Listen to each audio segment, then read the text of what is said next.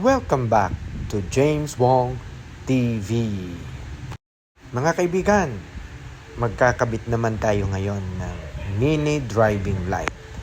DIY lang po ito. Ayan, ating mini driving light.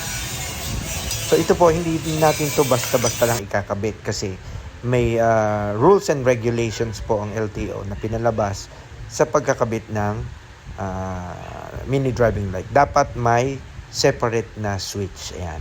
Makita nyo, nihanda natin yung dalawang wires, negative and positive na nakakabit sa battery.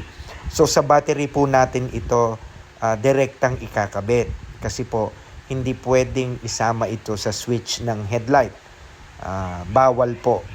Kailangan po ay mayroon siyang sariling switch. Kapag ka po nakadirekta sa headlight o kaya wala siyang sariling